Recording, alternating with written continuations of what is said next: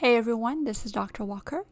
This is video 250, motion of a charged particle in a magnetic field. We just talked in the previous video about the fact that a charged particle, if it's moving in a field, it will experience a force. So in this video, we'll see what kind of motion that can cause the particle to undergo. So let's first start with a question. If you may have seen the Northern Lights, but they're a really beautiful light display, also called the Aurora Borealis. So you may not know how this happens. If you do, please put it in the comments below. But otherwise, we'll actually learn about this in this video. How is this possible? So let's start first talking about a charged particle in an external field. So if the charged particle, such as a proton, is moving perpendicularly to the magnetic field, then it's going to undergo uniform circular motion. And the reason for this is because we know that the force is perpendicular to V and B. So using the right-hand rule that we just learned, for instance, if V is straight up over here to the right, in the right side of the picture, and then we fold our fingers in the direction of B, which is into the page, so towards the page here, you can see the thumb, the force is to the left. And then that causes the velocity to change directions. And then when the particle is over here, right, it's moving to the left, and then you fold into the page, the thumb is down, right? So the force will always point towards the center of the circle. And we learned that that's a centripetal force. We learned this in Physics 1 a long time ago. That's a centripetal force that will cause the object to keep moving in a circle. So we can use the ideas of centripetal force. Do you remember that it looked like this? The sum of all the forces equals mv squared over r. And so what we learned in Physics 1 is that you sum up any and all forces that are responsible for the circular motion, and you set it equal to mv squared over r. So the force here that is responsible for the circular motion is the magnetic force.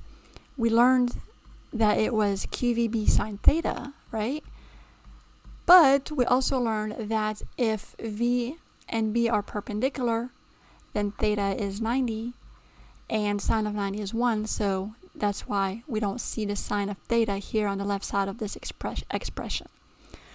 So the magnetic force provides a centripetal force, qvb equals mv squared over r. And if we manipulate this equation, we can solve for r.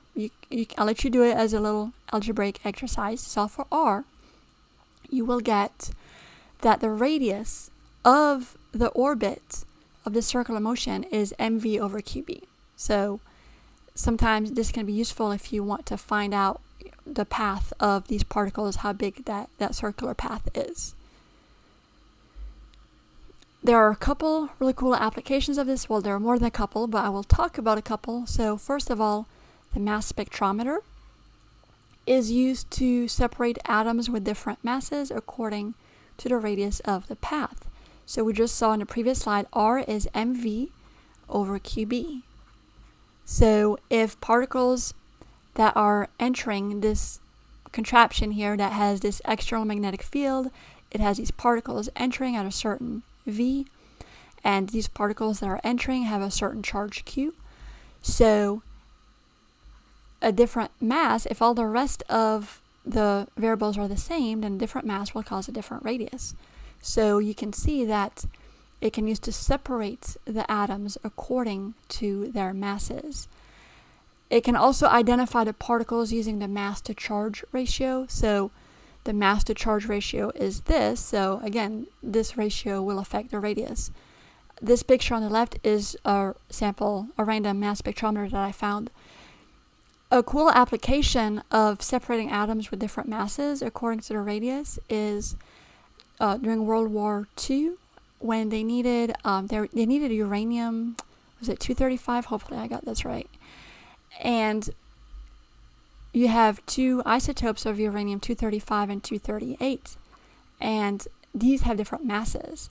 So you could separate them and get the one that you wanted using a mass spectrometer. So I thought that was pretty cool. And then the other application is what we led the video with, is these auroras.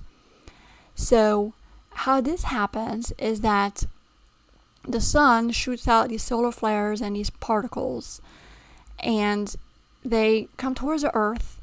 They become trapped in the Earth's magnetic field. The reason that they become trapped is because as they get closer to the magnetic field lines, then they're going to spiral along the magnetic field lines.